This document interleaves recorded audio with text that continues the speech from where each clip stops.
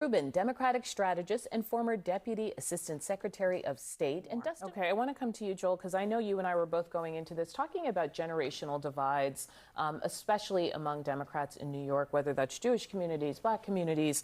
And then when we looked at the turnout, I think youth was only like 11, 12% share. So Mamdani had to win over some people. Yes. Who were not under the age of 30 or 35. What do you make as you started to look into what the coalition was?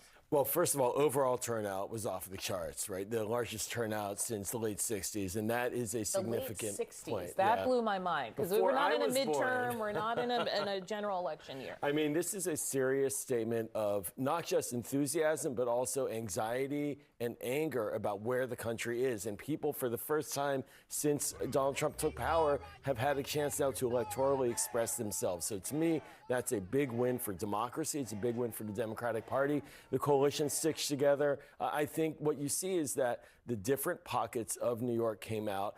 I am concerned about the Jewish vote, for example, going 2-1 for Cuomo and what that means for our debates inside the party. And that's going to be a continuing argument. Yeah. But definitely what he was able to do by having that broader, older group come in, that means that a lot of people probably came in that weren't participating before. That's also very important and very valuable. All right, if you're a moderate Democrat today, you're like, yes. And if you're a socialist, you're like, this is great. And everyone thinks they're got a lesson. But you guys stay with me, because we're going to talk a lot more about that. I do think that played into some of what we saw last night. There's a ton of federal workers in Virginia, some in New Jersey.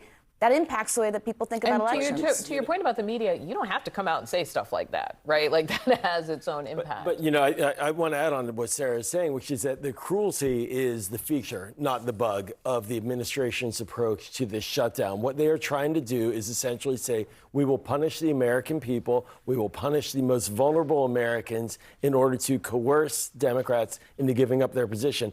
Donald Trump's not negotiating. He's not engaging in good faith. He's now calling Republicans together to essentially use the nuclear to weapon. Try and end the filibuster in the Senate. Yeah. And that's not going to work, because Senate Republicans understand they have to live there after Donald Trump. And so what's his approach? Is it just more cruelty? It looks like that, and I think he owns that. I would also say that to people who are going hungry, especially mothers, like the cruelty is bipartisan to them, in that everyone's saying, I feel your pain, but that but is the killer for someone. Except that the courts told him he has the funds and he should release them, and instead of going all the way, he's saying partial. Yeah, do you think when he goes to the Hill it means something, or is he going to the Hill just to say, hey, let's start doing some procedural filibuster talk? Yeah. Okay, group chat is back to talk about last night. There were a couple threads out of the Virginia races. One is whether or not there would be ticket splitting. Would there be a voter who turns out for Spanberger, maybe a Democrat, who is like, that texting scandal is too much, and they make what I call the voter grimace, where they're like, I can't do it. That is not how it turned out. No, it was a wipeout, Adi, a complete wipeout, Democratic takeover of all levels of government, dominant majority in the state house, the top three offices. Virginians clearly made it a point to say to Donald Trump, we rebuke you. We do not like your policies. Remember, Virginia has been hit extremely hard by the budget cuts, by the doging, now by the shutdown. And I think if you want to find a state in the country that can very clearly explain how they feel about Donald Trump and his policies, Virginia's the one, and it was a wipeout. Is it just particular to... But, you know, Adi, I think one theme that is across all these elections, particularly in New Jersey and Virginia and New York, is the affordability issue. And that's... She used the same word. She used the exact same word, and that was the winner. She's a national security Democrat, Abigail Spanberger. She has a strong track record in those issues, but she ran on affordability, too. And she ran on it as a moderate, and she clobbered her opponent. And it wasn't just a normal cycle reverse. It was a dominant victory. This is one of Trump's favorite topics, period. The man loves a tariff.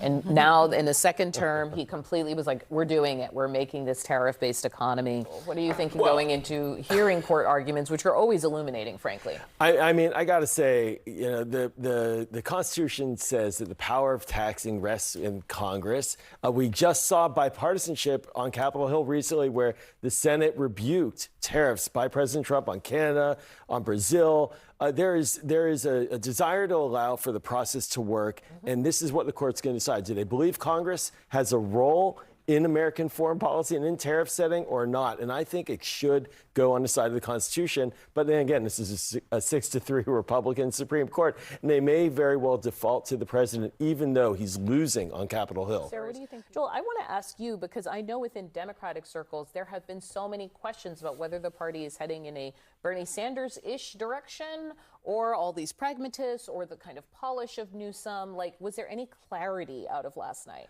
The answer is yes. To everything. Everybody's happy. Everybody's Everyone happy. won something Everybody's last happy. night. Yeah. I think what you'll hear, and I think there's real plausible reason to believe this, is that we're a Big Ten party. Democrats, we can't win if one wing of the party dominates and the other retreats. Jewish voters were very unhappy with this Mamdani message. Is this further pushing them away out of the Democratic Party? Look, if we want to get into Jewish politics, without a doubt, this is a scary moment for Jewish Democrats in particular about where do we go from here. If 2-1 voted for Cuomo and Cuomo lost, what is our political influence in terms of voting going forward? But outside of that, between progressives and moderates, I think you saw both sides pulling similar messaging. But the key question now is governing. What is Mamdani going to do when he's governing? What are the two governors going to do when they're leading? And we're going to have a whole year to see. And I think that's going to very much impact the messaging in the midterms. Joel, your eyebrows just went straight up. What are the things? Because we've talked about who's left out of the tent, who's frustrated. Having a big tent does mean that there is some friction under there. Yeah, totally. There's friction. But Adi, that is the point, is that the more Democrats come out and the more diversity of candidates that we have, the more likely we're going to win. And we saw the enthusiasm off the charts here in New York. We saw the return of the national security Democrat, now leading New Jersey and Virginia. And also this idea that the wins last night really demonstrate why President Trump wants to change the map ahead of the election next year. I mean, made it clear as day, and I think Ken Martin's right in saying that, and that's a good message as well. I mean, I know. Yes. But I do think that we're seeing the healing now in real time. Is this what healing looks like? Well, when victories make for better days after, and the after-action discussion is going to be clear. It's not one side that won in this election, and that winning and joining together is what's going to deliver in the midterms. I want to thank you for helping me make sense of all this.